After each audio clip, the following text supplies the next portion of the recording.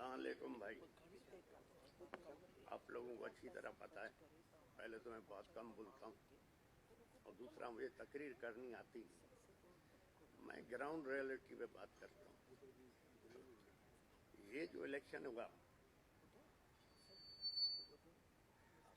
मरहूम जुल्फ़िकार अली भुट्टो के वक्त में भी सिंध में से 70 में भुट्टो साहब इलेक्शन नहीं जीते थे, पंजाब से जीते थे। फिर बेनज़ीर साहिबा के वक्त में भी ये सिंध का रिजल्ट नहीं था जो अभी आया। अभी बदतरीन 15 साल की करप्शन के बाद जो रिजल्ट आया, पूरा सिंध स्वीप किया है। तो ये आरओ डीआरओ का काम नहीं था भाई।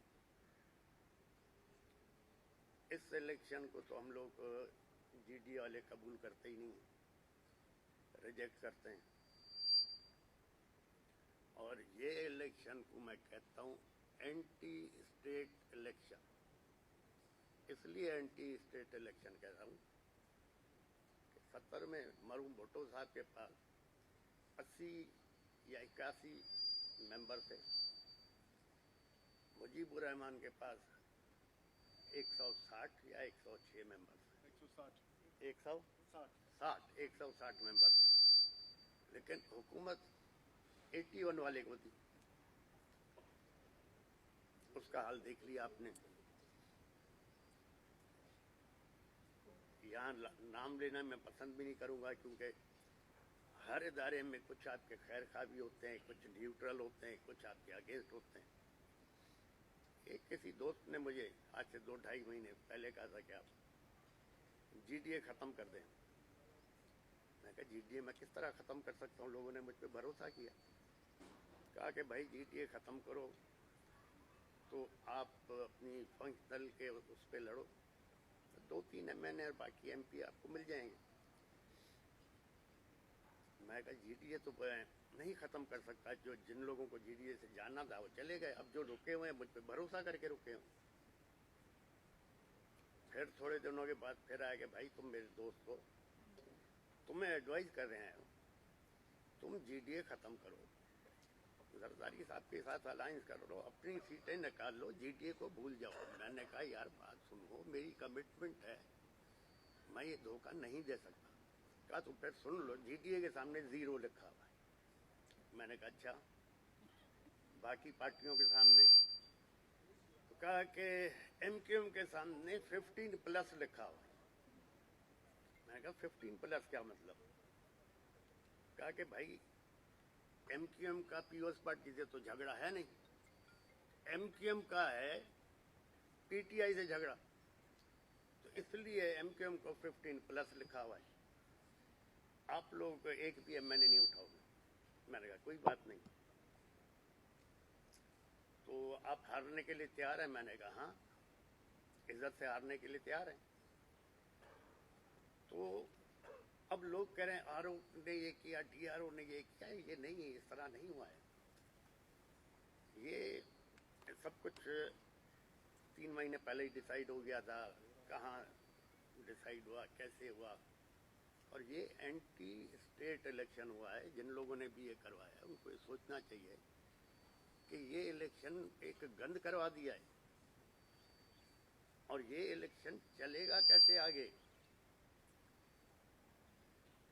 और दूसरा, मैं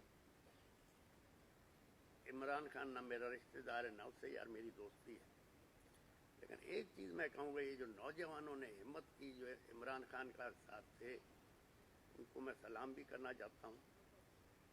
और जो ये फैसला करने वाले, उनको अंदाज़ा ही नहीं था कि इमरान खान के साथी इतने तादाद में इलेक्शन जीत जाएंगे। अब वो जीत तो गए, अब किस तरह बिकते हैं, किस तरह नहीं बिकते, वो अलग बात है। तो हम एंटी स्टेट लोग नहीं हैं।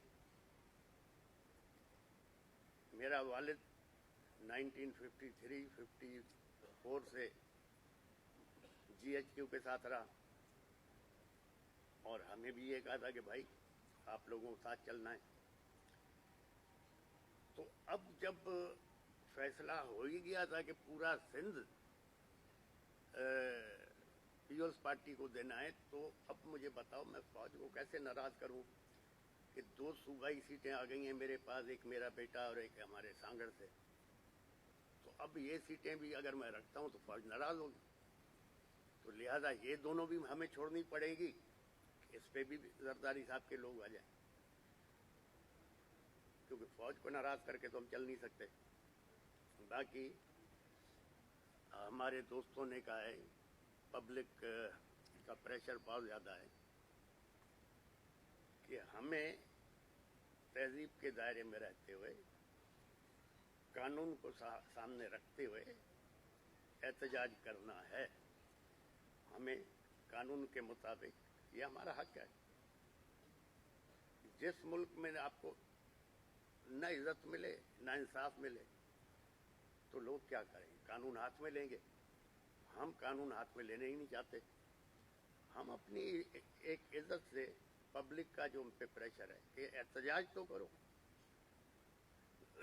तो इंशाल्लाह एहतजाज करेंगे। हमारी दोस्तों से मशवरे भी हो रहे हैं, आज भी हमारी मीटिंग और भी है। कब 1-2 दिन में करेंगे एहतजाज भाई? हाँ जी, मैं अनाउंस करता हूँ। हाँ, 1 मिनट बाकी आप बात करो यार, काम का मुझसे ज़्यादा नहीं बात करो। बिस्मिल्लाहिर्रहमानिर्रहीम।